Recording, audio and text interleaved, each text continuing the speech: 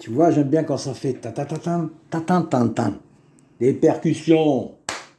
Percussion, ça fait une vibration, ça te met un petit coup de fouet, tu vois, c'est comme le cheval, fouet de cocher. Bon, on le rappelle les enfants, on en est aujourd'hui, nous sommes le 22. Hein. Pour ceux dont les portes sont ouvertes, chaque jour compte. Alors on va vous faire un rappel. C'est pas moi qui a décidé, tu le sais très bien. La ilaha illallah, bismillah ar-Rahman ar-Rahim. Alors, il a été décidé sur 5. La table est servie. Alors, c'est un excellent présage, madame. Je ne suis pas madame. Tu parles du fer, donc on va commencer au 57. D'accord? Un peu de lecture pour les yeux, c'est bon. Bismillah ar-Rahman ar-Rahim. A'udhu billah min shaitan ar-rajim. Rabbana zidna ilma. Seigneur, ajoute-nous du savoir.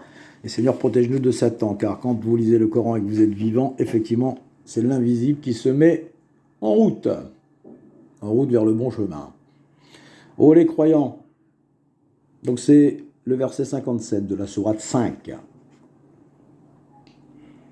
Ô les croyants, donc toi, n'adoptez pas pour alliés ceux qui prennent en raillerie et jeu votre religion, parmi ceux à qui le livre fut donné avant vous, car tout le monde a reçu le livre.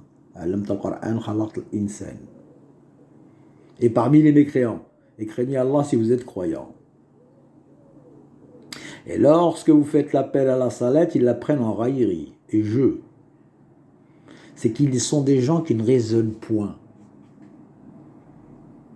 Verset 59. Dit ô gens du livre.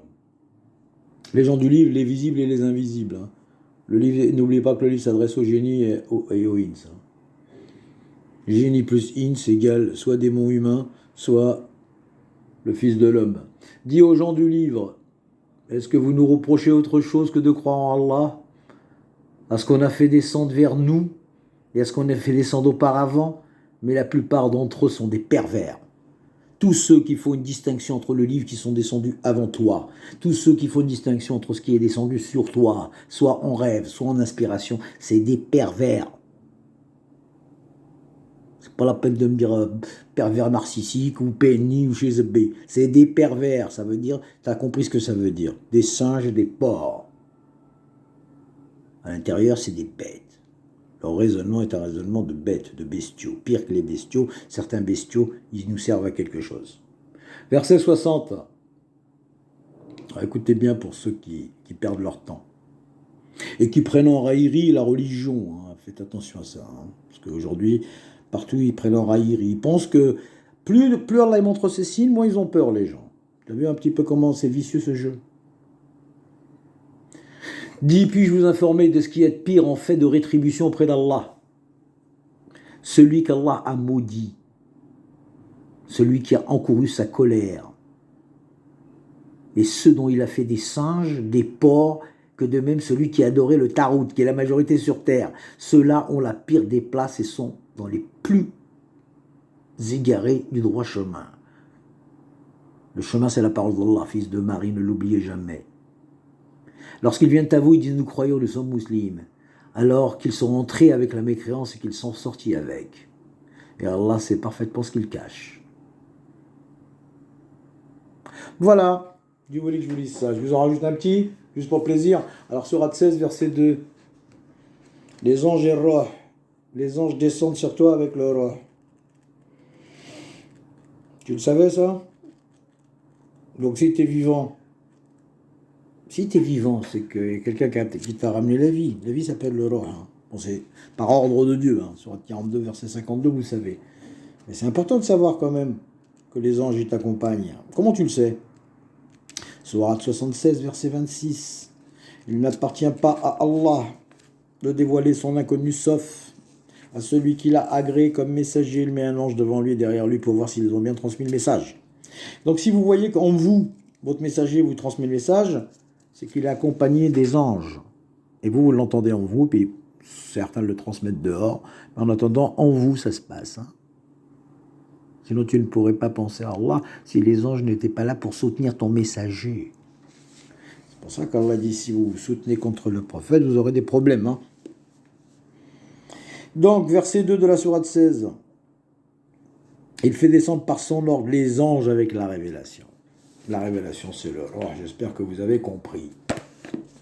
Vous voulez que je vous rajoute un ou je vous fais écouter de la zik? Tu choisis. De toute façon, il a choisi à ta place. Réfléchis 2 secondes, toi, t'es bête. Il y a des gens, ils réfléchissent pas. T'es bête, il a choisi à ta place déjà. Rappelle-toi, accroche-toi. C'est le 22, tout est beau, on se détend. Faut pas que tu aies l'impression que tu perds ton temps. Tu perds rien du tout. Tu perds strictement rien du tout, franchement. Qu'Allah vous bénisse. I can make you feel better. I can make you feel better.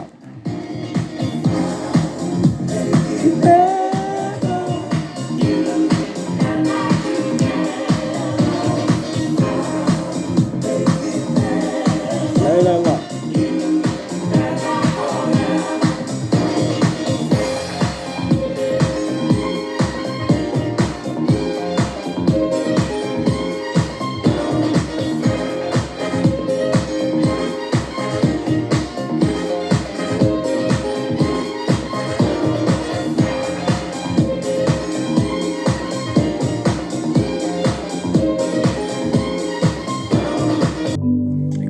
Les Proverbes, chapitre 1. Proverbes de Salomon, fils de David, roi d'Israël.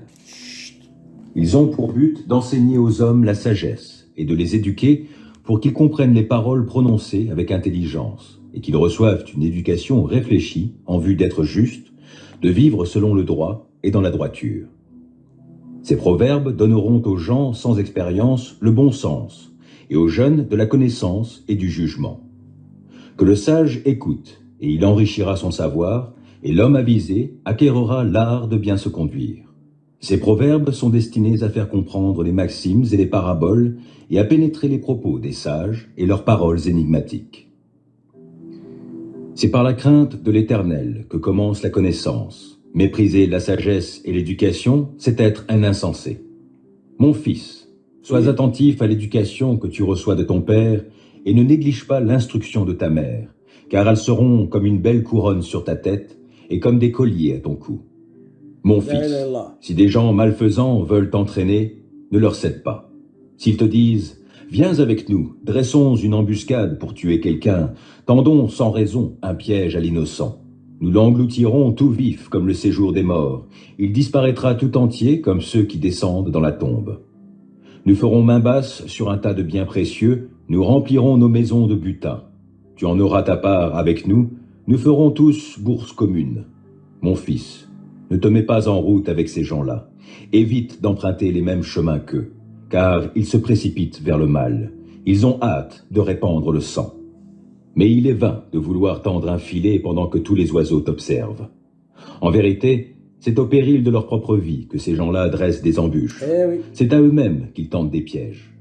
C'est à cela qu'aboutiront tous ceux qui cherchent à s'enrichir par des voies malhonnêtes. Un gain mal acquis fait périr celui qui le détient. La sagesse crie bien haut dans les rues, sa voix résonne sur les places publiques. Dominant le tumulte, elle appelle. Près des portes de la ville, elle fait entendre ses paroles, disant « Gens sans expérience, jusque à quand vous complairez-vous dans votre inexpérience? Et vous, moqueurs, jusqu'à quand prendrez-vous plaisir à vous moquer? Et vous, insensés, jusqu'à quand détesterez-vous la connaissance? Écoute. Jusqu'à quand? C'est ça la question. Salam alaikum. Que Dieu vous bénisse. Les croyants, puis les autres, jusqu'à quand? Qu'est-ce que je te dise? Jusqu'à quand, stupide, aimeras-tu la stupidité? C'est ça l'histoire.